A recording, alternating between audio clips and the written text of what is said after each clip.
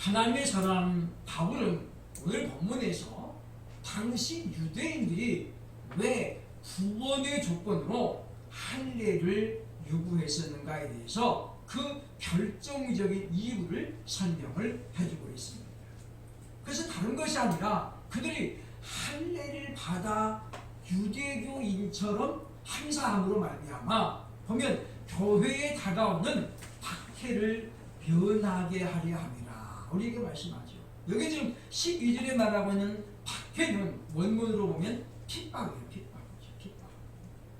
당시 기독교회는 엄청난 핍박을 양면으로 받았습니다. 즉 양면이란 말은 무슨 말이냐면 유대교인으로부터도 핍박을 받았고 그리고 로마 정부로부터도 핍박을 받았다라고 하는 것이죠. 그러다 보니까 이제 믿음 생활을 하면서도 어떻게 하면 내가 이 핍박을 좀 피해갈 수 있을까, 면해갈 수 있을까 그런 어떤 생각을 하다가 내가 유대인인 것을 좀 드러내보자. 그래서 이제 할례를 병행할 것을 요구했다라고 하는 것입니다. 오늘날 교회가 세상으로부터 비난을 받고 외면을 받고 있는 까닭은 무엇이냐면 우리가 진정한 그리스도인으로서의 삶을 나타내지 못하고 있기 때문이라고 하는 거예요. 그래서 오늘날 우리가 이제 나 예수 믿습니다 라는 것도 밝히는데 상당한 용기가 요구되고 있습니다. 상황이 너무나도 달라져 가지고 우리가 마치 교회 다닌다고 하면 마치 죄인인 것처럼 사람들이 그렇게 바라보는 시각이 없지 않아 있습니다. 인터넷에 보면 그리스도인인 것을 가장한 안티크리스찬들이 많이 활동하고 있는 것을 볼 수 있거든요. 그러니까 안티크리스찬들이 오히려 그리스도인 흉내를 내면서 뭡니까? 오히려 욕을 받아먹는 거예요. 왜냐? 그렇게 해서 자꾸만 지금 교회의 권위를 떨어뜨리고 있기 때문이다라고 하는 것입니다. 그런 의미에서 오늘 본문의 말씀은 우리에게 너무나도 중요한 말씀이다라고 볼 수 있는데 그 이유는 그리스도인의 정체성을 다시 한번 확립시켜주고 있기 때문이라고 하는 거죠. 도대체 예수 믿는 사람들은 도대체 누구냐? 뭐하는 사람이냐? 이것에 대해서 명백하게 오늘 본문에서 설명을 해주고 있다라고 하는 것입니다. 우리가 하나님의 자녀답게 살면서 이 땅의 빛과 소금의 사명을 감당하면 세상은 우리를 절대로 비난할 수 없습니다. 그러나 우리가 많은 그리스도인들이 그렇게 못하기 때문에 오히려 적당하게 대충 타협하면서 넘어가기 때문에 사람들은 예수 믿는 사람들에게 가졌던 기대가 깨지는 걸 볼 수 있다는 거죠. 저 사람들은 우리보다도 정직하고 우리보다 뭔가 더 선하겠지라고 들다 보니까 뭐예요? 똑같더라는 거예요. 오히려 더 나쁘더라는 거죠. 그래서 지금 교회가 비난의 대상이 되고 있는 것이지 우리가 믿는 하나님이 뭔가 문제가 있는 것은 아니라고 하는 것입니다. 그래서 이사야 59장에 보니까 여호와의 팔이 짧아졌느냐 하나님의 권능이 약해졌느냐라고 묻습니다. 전혀 그렇지 않다는 거죠. 하나님의 능력은 여전히 변함이 없습니다만은 그 하나님을 믿는 하나님의 백성들이 오늘날 그 믿음을 지키지 못하고 있기 때문에 마치 자녀가 잘못하면 부모가 욕을 먹는 것처럼 오늘날 그런 형식으로 지금 바뀌어지고 있는 것을 보게 된다고 하는 것입니다. 세상 사람들은 물질적이고 세상적인 것을 자랑하며 살아갑니다. 그래서 모이면 이번 우리 몇 평짜리로 이사했다. 우리 남편이 이번에 무얼로 승진했다. 우리 집이 이번에 차를 갖다가 100일량 몇 cc로 바꿨다. 이런 그런 자랑을 늘어놓죠. 왜냐? 그들에게는 그 자랑이 매우 중요할 뿐 아니라 때로는 그것이 전부이기 때문입니다. 그러나 예수 믿는 우리들은 자랑거리가 달라야 된다는 거죠. 우리는 무엇을 자랑해야 되겠습니까? 오늘 본문의 바울은 우리의 자랑은 오직 예수 그리스도라고 우리에게 분명하게 알려주고 있습니다. 이 말씀을 증거하면서 오래전의 기사입니다마는 한 기사가 생각이 났습니다. 강남에 있는 모 아이집에서 생일 파티를 하는데 친구들을 초대하잖아요. 엄마가 그랬답니다. 야, 네 친구들 중에 아파트 몇 평짜리 이상 사는 애만 초대해라. 그 밑에는 초대하지 마라. 그게 뉴스에도 나왔고 한동안 사람들의 입방아에 오르내렸던 그런 기억이 났습니다. 그들은 이와 같이 눈에 보이는 것, 물질적인 것을 자랑 삼아 이해갑니다. 그러나 그것은 결코 오래가지 못합니다. 저희 초등학교 친구 중에 하나가 회사 다니면서 아주 고속 승진했습니다. 그래서 차장을 50도 안 돼서 달았거든요. 사람들이 다 부러워하는 거예요. 야, 비결이 뭐냐? 우리 초등학교 동창회 모임에도 보면 차장을 승진해가지고 막 올려놓고 그랬더라고요. 지금 이제 이 친구는 하루하루를 고민하며 살아갑니다. 이제 50대 중반인데 회사에서 이제 나가라. 차장까지 달았으니까 더 이상 다를 게 없는 거예요. 이제 임원 돼야 되는데 임원은 가족들 아니면 못 되는 그런 어떤 구조적인 문제가 있잖아요. 차장 올라가면 더 이상 올라갈 데가 없어요. 이제 뭐예요? 이제 옷 벗어야 돼요. 이제 50대 중반 아직도 20년은 더 일할 수 있는데 회사에서 자꾸 눈치 분대는 거예요. 이제 나가라. 그리고 이제 밑에 사람들이 자꾸 올라오는 거예요. 부장 달고 이제 차장 달고 기다렸는데 이 사람 버티고 있잖아요. 그죠? 그래서 뭔가 획기적인 실적을 보이지 않으면 곧 그만둬야 될 그런 처지가 됐다는 거예요. 차장 달 때 얼마나 좋았습니까? 야, 내가 참 회사에서 인정받았다라고 했는데 그게 비록 5년밖에 못 가요. 지금은 이제 고민하고 있습니다. 지금 이제 그만두면 뭐 해야 되냐? 어디 직원들은 못 들어가요. 왜? 차장까지 했는데 어디서 받아주겠습니까? 안 받아줘요. 그러면 뭐 해야 돼요? 이제 자기 사업해야 되는데 편의점도 지금 안 되잖아요. 뭐 하나 해보려고 그러는데 지금 뾰족한 수가 없어서 그 자랑하던 것이 지금 고민거리로 바뀌었어요. 그러면서 이야기하더라고요. 그죠? 야, 차라리 그냥 부장으로 좀 오래 있을 거예요. 괜히 빨리 차단겠다고. 그렇습니다. 이 세상의 자랑거리는 그 자랑거리가 언제 또 고민으로 바뀔지 아무도 모릅니다. 집을 2채, 3채 갖고 있는 분들은 얼마나 자랑이 있습니까? 그러나 이제 그것을 처분하는 데 있어서 지금 대단히 골머리를 앓고 있습니다. 자식에게 하나 물려주려고 할 때 세금이 너무 많이 나옵니다. 그래서 지금 이 세금 내려고 하다 보니까 오히려 집값이 떨어지는 거예요. 살 때, 집 살 때 얼마 주고 사가지고 지금 올랐다가 또 떨어졌는데 세금을 주려고 하니까 집값보다 더 떨어지는 거예요. 그래서 정부만 욕하는 거예요. 그죠? 이 문화무기가 세금만 올려가지고 지금 아주 골치 아프게 생겼다. 우리가 그렇습니다. 그렇기 때문에 우리는 오늘 본문을 보면서 과연 우리의 자랑은 왜 그리스도일까? 왜 우리는 예수님을 자랑해야 되는가? 그 이유를 분명하게 말씀을 통해서 확인해보고 우리는 예수님을 자랑하는 데 힘을 다하는 그런 우리들이 되어야 할 것입니다. 첫째로 왜 우리는 예수님을 자랑해야 됩니까? 11절로 13절 보면 고난과 핍박을 이기게 하기 때문이다라고 하는 것입니다. 사람들은 어떻게 하면 핍박을 좀 면해볼까, 피해볼까 이렇게 생각을 합니다. 그래서 사람들이 뭐예요? 우리가 예수 믿지만은 그러나 유대교인인 것처럼 하자. 그래서 할례를 행하잖아요. 사도 바울이 이것이 다른 복음이라고 분명히 경고하고 있음에도 불구하고 이와 같은 유혹에 많은 사람들이 넘어갔던 것은 뭐냐면 고난과 핍박을 싫어하기 때문이죠. 물론 우리도 그렇습니다. 고난과 핍박을 좋아하는 사람은 어디 있겠습니까?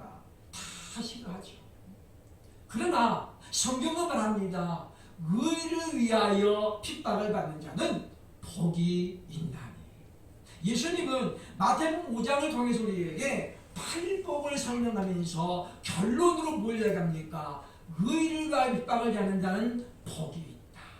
그러면서 뭐라고 해요? 구약의 선지자들이 바로 그와 같은 삶을 살았다라고 우리에게 분명하게 말씀하고 있다고 하는 것입니다. 그러므로 우리는 믿는 사람에게 다가오는 고난과 핍박을 우리가 피하려고 우리가 유대교인인 척 할 필요가 전혀 없다고 하는 거예요. 왜냐하면 고린도전서 10장 13절에 보니까 우리가 시험을 당할 즈음에 하나님은 반드시 피할 길을 내사 우리를 그 시험에서 이기게 하신다라고 우리에게 약속하고 있기 때문이라고 하는 것입니다. 그러면 우리가 오직 예수 그리스도 안에 거하면 사실 예수께서 우리의 방패가 되어주셔서 우리로 하여금 시험을 만날지라도 환난을 만날지라도 이기게 해주신다고 하는 것입니다. 그러면 우리가 우리에게 다가오는 고난과 핍박을 미리 염려하고 미리 두려워해서 우리가 예수 믿는 것을 숨길 필요는 전혀 없다고 하는 것이죠. 성경에 보면 순교자들에게 약속되고 있는 보상이 너무나도 큽니다. 특히 요한계시록 20장의 1절 4절에 보면 이제 이 천년 왕국을 소개하고 있는데 천년 왕국 동안에 왕 노릇할 사람이 누구냐? 딱 하나가 결정한 뭐예요? 순교자입니다. 순교자에게 하나님이 주시는 보장이 뭐냐면 천년 왕국 동안에 왕 노릇하는 거예요. 그래서 우리가 이 순교라고 하는 것은 아무나 당하는 게 아닙니다. 나 순교당하고 싶어요. 그래서 순교당하는 게 절대 아니죠. 죽으면 죽으리라는 책으로 유명해졌던 안희숙 사모님은 자기를 그렇게 소개했습니다. 나는 실패한 순교자입니다. 그도 감옥에 끌려갔대죠. 일찍 있을 때죠. 끌려갔는데 고문을 얼마나 해야 됐는지 옆방에서 보죠. 그 고문 소리가 마치 자기를 고문하는 것보다 더 힘들게 하는 거예요. 여러분 그런 기억이 있으십니까? 우리 초등학교 때 보면 예방주사 많이 맞잖아요. 그죠? 우리 남녀 합반이기 때문에 맞는 데 보면 앞에 애들이 맞잖아요. 여학생들은 주사 받을 되지도 않으니까 물어오죠. 울면 어떻게 해요? 그 다음에는 또 따라 물어오죠. 왜? 자기도 맞지도 않았는데 앞에 사람이 더 막 공포심을 하니까 자기도 물어요. 그래서 제 친구 하나는 화장실 들어가가지고 안 나와요. 그죠? 선생님들 갈 때까지 안 나옵니까? 분명히 있었는데 없어졌어. 보니까 나 어디 가서 화장실 가가지고 거기 쭈그리고 앉아있는 거예요. 주사 다 맞고 철수할 때까지.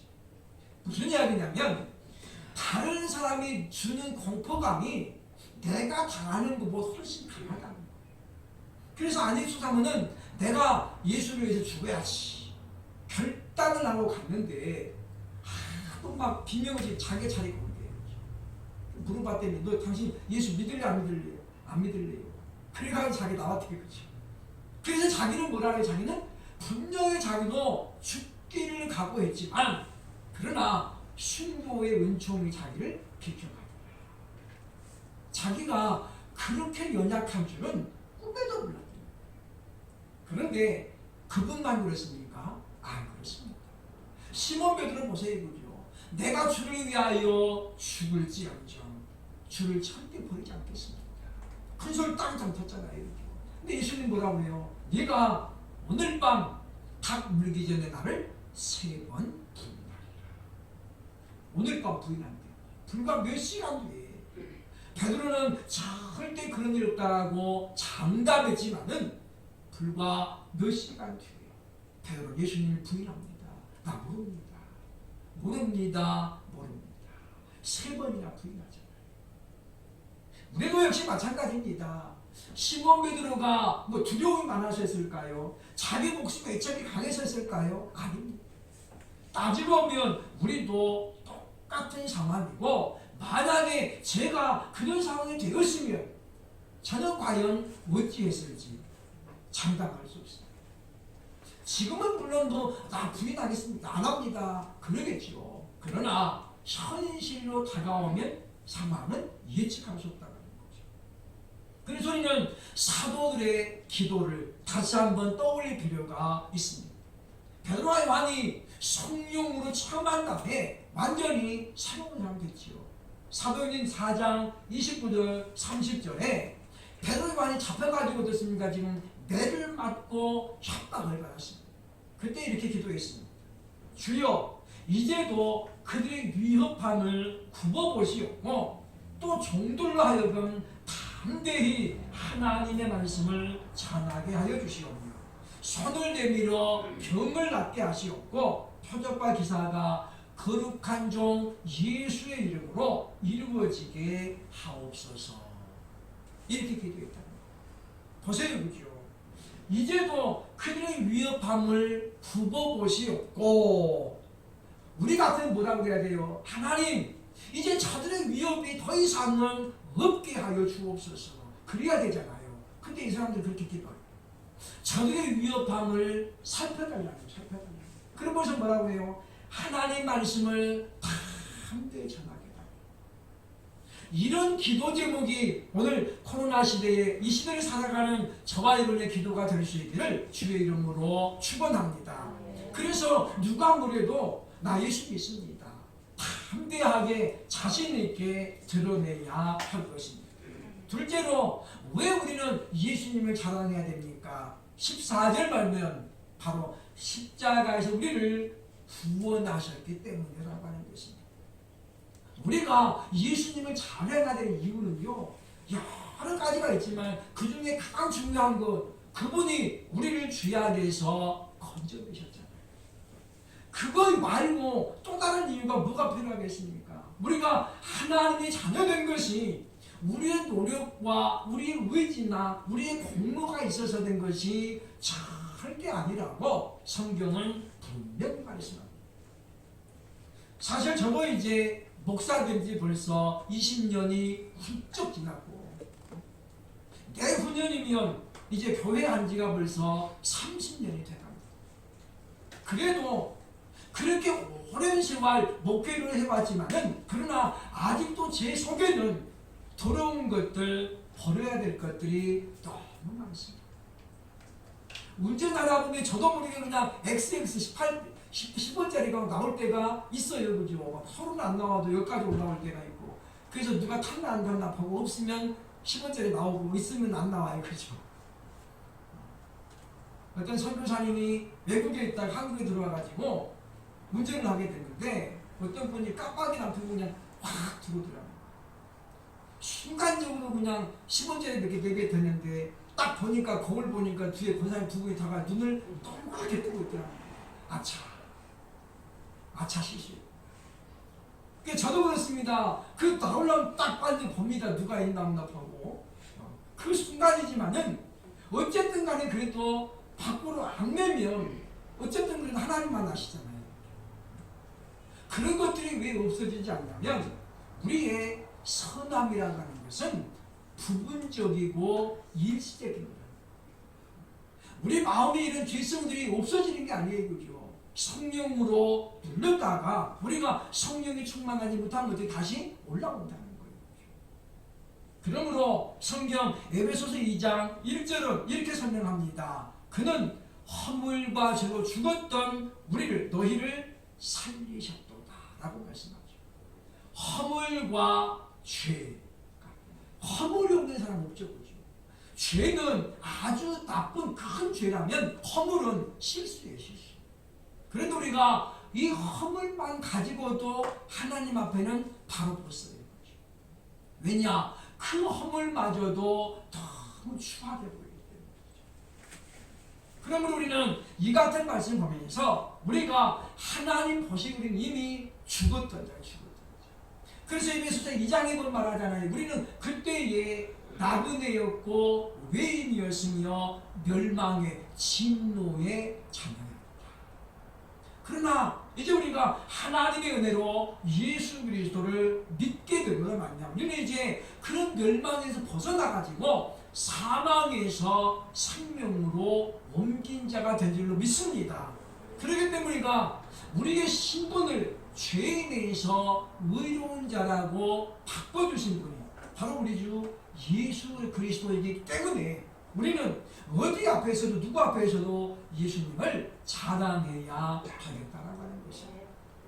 우리가 예수 믿는 것은 절대로 부끄러운 짓이 아닙니다. 누구 앞에서 떳떳하지 못한 일이 절대 아니라는 거예요. 다음 목요일에 총회 행사가 있습니다. 장소를 알아보면서 많은 고민이 됐습니다. 제가 이 장소를 알아보는데 어디신데요? 물어보잖아요. 그죠? 교회라고 말을 못하겠네요. 순간적으로 고민이 되는 거예요. 왜? 요즘 교회가 하도 욕을 먹잖아요. 안 되겠더라고요. 그죠? 그래서 제가 솔직히 하겠습니다. 우리 목사님들 모임인데 100명 이상 모입니다. 그랬더니 정중하게 거절하는 거예요. 모이는 건 되는데 식사 제공이 안 됩니다. 다 괜찮아요. 충청도 제가 부여, 공주 쭉 연락해봤는데 다 안 된대요. 그러면 혹시 그 음방에 밥 먹을 게 있습니까? 그랬더니 100명 이상 밥 먹을 공간이 없대는 거예요. 그죠? 시골이면 식당이 그렇게 큰 식당이 어디 있겠어요? 100명분 만들려면 뭐 뷔페 아니면 없는데 자리가 없어요. 그래서 결국 이제 그래도 청정 지역인 강원도 지역으로 가보자. 그래서 강원도에 이제 동해시에다가 우리가 예약을 했습니다. 목사님들 모여서 오전에 예배드리고 오후에 친교 시간 합니다. 그랬더니 이분들이 그냥 아무 소리 안 하고 그날 날짜 됩니다. 그러는 거예요. 그러니까 강원도만 하더라도 지금 굉장히 많이 지금 좋아지고 있다는 거예요. 청정지역. 무슨 이야기냐면 우리가 어디 가서도 이제 우리 모임이 어디서 왔든 교회에서 왔습니다. 말해야 되는데 이게 잘 안 됐다. 어느 새부터인가 그랬는데 우리는 그것이 절대 부끄러운 일이 아니다라고 하는 것입니다. 그러므로 사랑하는 여러분, 우리는 이때일수록 우리가 교회가 다시 교회의 권위를 회복하려고 애를 써야 됩니다. 그것은 다른 게 아닙니다. 우리가 참으로 빛과 소금의 사명을 감당하면 되는 것입니다. 그래서 우리는 거룩한 사람이다. 성도, 거룩한 물이라는 것을 우리가 입증하며 살 때에 세상은 다시 이제 교회를 다른 시각으로 보게 될 것입니다. 세 번째, 우리가 예수님을 자랑해야 되는 또 하나의 이유가 있습니다. 15절과 17절 보면 우리를 새롭게 하기 때문입니다. 오직 예수 그리스도만이 저와 여러분을 변화시킵니다. 책이 변화시키지 않습니다. 사람의 말이 변화시키지 않습니다. 물론 어느 정도는 변화시킵니다. 어느 정도. 우리가 사랑에 빠지면은 사람이 바뀌거든요. 그러나 결혼하면 다시 더 원위치네. 이제 내 거다 그 말이죠. 잡힌 고기 신경 안 써도 된다 그 말이죠. 그러니까 우리가 어떻게 보면 그 시간 동안에 위장하느라 얼마나 힘들겠어요. 성질도 막 올라오는데 참아야 되고 막 뭐 먹고 싶어? 난 안 먹고 싶은데 먹고 싶다 해도 사줘야 되고 이런 것들을 다 참는 연습이에요. 그거는 진정한 의미에서는 변화가 아니에요. 그거는 얼마 안에서는 돌아와요. 그런데 우리가 예수를 믿음으로 말미암아 변화가 되어지면 근본적인 변화가 일어나요. 성경에 등장하는 수많은 사람들은 이와 같은 변화를 경험으로 하나님 앞에 일꾼으로 쓰임받았음을 성경이 우리에게 소개합니다. 멀리 안 가고 지금 사도 바울을 우리가 볼 수 있잖아요. 그는 어떤 사람이었습니까? 유대교를 지나치게 믿어 스데반 집사가 돌에 맞아 죽을 때 그는 가표에 표를 던졌습니다. 그리고 사람들의 옷가지를 그가 지켜보는 그런 위치에 있었다라고 소개했잖아요. 그런데 그가 지금 대제사장으로서 지금 위임을 받아가지고 다메섹에 많은 믿는 자가 있더라. 그래서 지금 다메섹에 예수 믿는 사람을 잡으려고 가다가 다메섹 도상에서 예수님을 만나잖아요. 사울아 사울아 어찌하여 네가 나를 핍박하느냐. 그때 바울이 말합니다. 주여 누구십니까? 주여 누구십니까? 그때 말하죠. 나는 네가 핍박하는 예수다. 그 한순간의 짧은 만남, 이 만남이 사울을 완전히 뒤집어놓습니다. 그리고 그는 전혀 새로운 사람으로 놀랍게 변합니다. 예수 믿는 자를 잡아가지고 옥에 던기는 그가 이제는 예수를 위해서 사는 사람으로, 내가 죽어도 주 위하여 죽고 살아도 주 위하여 살겠다라는 그런 사람으로 탈바꿈 되잖아요. 바로 이것이 예수 그리스도의 능력인 줄로 믿으시기를 주의 이름으로 축원합니다. 그럼 우리가 예수님을 온전히 믿으면 우리는 변하게 되고 있습니다. 적어도 우리가 예수님의 인격을 닮아가려고 애를 쓰게 되어 있다 그 말이죠. 그리고 우리가 보면 예수를 제대로 믿으면 분명히 인격적으로도 성숙하게 되어 있습니다. 간혹 보면 은사가 아주 강한데 인격적인 훈련이 안 된 분들이 더러 있어요. 그렇죠? 무슨 이야기냐면 전도는 많이 와. 근데 어떻게 해요? 사람들하고 다 싸워가지고 더 돼버리는 거예요. 분명히 하나님의 은사가 있거든요. 사람들을 끌어오는 것은 굉장히 특별한 개념입니다. 그런데 그렇게 와가지고 교회 와가지고 더러 싸워가지고 더 쫓아버리는 거예요. 그러면 어떻게 되겠습니까? 번이 안 되는 거죠. 이건 뭐냐면 그가 올바로 예수 그리스도를 지금 만나지 못했기 때문에, 인격적으로 만나지 못했기 때문에 하나님의 선물인 은사를 본인이 지금 컨트롤을 못하는 거예요. 그래서 우리는 하나님은 인격적인 분이기 때문에 우리가 인격적으로 만나야 된다는 거죠. 그래서 우리가 예수님과의 온전한 교제가 이루어지면 우리는 우리 자신도 모르게 변화되는 삶을 나타나게 되어 있다라고 하는 것입니다. 그래서 우리는 예수를 잘 믿으면 우리 얼굴부터가 달라야 된다는 거죠. 누가 말 안 해도 야, 참 저분은 목사님 같다. 저분은 참 장모님 같다. 그런 이미지가 보여야 된다는 거예요. 보여야 돼요. 저는 지금도 의문으로 남아 있습니다. 우리 청학 스포츠도 옛날에 목욕탕에 있을 때 저한테 목욕탕 갔는데 이 새신사가 와가지고 이야기를 막 하다가 저한테 목사님 어떻게 생각하세요? 생전 처음 본 사람인데 아니 내가 목사로 써붙인 것도 아니잖아요. 그게 다 알몸으로 했는데 와가지고 목사님 어떻게 생각하세요? 깜짝 놀랐어요. 저는 거죠. 혹시 나 아는 사람인가? 내가 물어봤어요. 그죠? 저 아십니까? 아니요. 오늘 처음 본 거예요. 근데 좀 저보고 목사님이라고 하는 거예요. 저는 지금도 그게 의문이 남아있어요. 그죠? 그 사람이 그때 왜 그랬을까? 왜 그랬을까? 근데 거기서 제가 말을 길게 못 하잖아요. 그죠? 사람들이 쳐다보는데. 그래서 제가 간단하게 제가 넘어간 기억이 납니다만은, 우리 보면 그런 것들이 하나 뭐가 되냐? 하나의 어떤 표가 된다는 거예요. 저희 대학 때 우리 성은강 교수님이 있습니다. 이분이 이제 얼마 전에 은퇴하셨는데, 이분이 영어를 잘하고 고려대학교 신방학과로 신문방송학과 나왔어요. 그러니까 목소리도 아주 좋아요. 근데 이제 목사 돼가지고 교수하고 있는데, 이분은 귀가 삼장법사 귀, 삼장법사 귀. 그래야 전철 타면 사람들이 꼭 물어본대요. 그죠? 보살님은 어디에 다니세요? 자기 목사인데. 이분이 그래서 처음에는 기분 되게 나빴대요. 그래서 나 목사입니다. 그랬는데 나중에는 자꾸 몇 번 그런 일이 생기니까, 그래서 아예 성경책을 딱 들고 다니는 거지. 성경책 들고 전철 탄대요. 왜? 그러면 성경책 보고 보살님 나가는 없잖아요. 그죠? 그래서 이분이 귀 때문에 그런다. 귀 때문에. 얼굴도 그냥 아주 편하게 생겨가지고. 그런데 그래서 이분이 자기는 귀 때문에 자꾸 오해를 받았다. 어떤 사람은 자기 보고 보살님이라고 그러고, 어디 저리 다니냐고. 그래가지고 저기 속이 되게 상한대요. 자기 교회 목사, 담임 목사인데.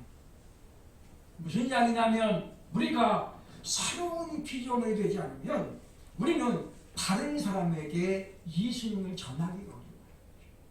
그래서 바울은 고린도후서 5장 17절에서 이렇게 말합니다. 그런즉 누구든지 그리스도 안에 있으면 새로운 피조물이다. 이전 것을 지나갔으니 보라 새 것이 되었도다 라고 말합니다. 새 것이 될 것이다가 아닙니다. 되었도다. 이미 뭐예요? 부정과거 완료를 쓰고 있는 거예요. 우리가 예수를 믿고 예수 안에 거하면 그 순간 우리는 뭐예요? 새 것이 된다라고 하는 거죠. 문제는 우리가 새 것이 됐다가 안 됐다가 됐다 안 됐다 이게 지금 문제라는 거죠. 우리가 그렇기 때문에 바울을 통해 주시는 말씀을 우리가 기억해야 됩니다. 날마다 성령으로 충만하라. 우리가 늘 성령 충만하기를 힘써서 그래서 우리가 매일 기도하고 매일 말씀 보고 그런 생활을 통해서 이제 우리가 우리의 변화되는 삶을 통해서 우리의 언행을 통해서 우리가 예수님을 닮아가고 있음을 증명하고 그래서 하루하루 주님과 동행하면서 예수님을 마음껏 자랑할 수 있는 나 예수 믿는 사람입니다. 내가 전에는 안 그랬는데 예수 믿고 나서 지금 많이 좋아졌습니다. 이렇게 고백할 수 있는 예수님을 자랑할 수 있는 저와 여러분 되시기를 주의 이름으로 축원합니다.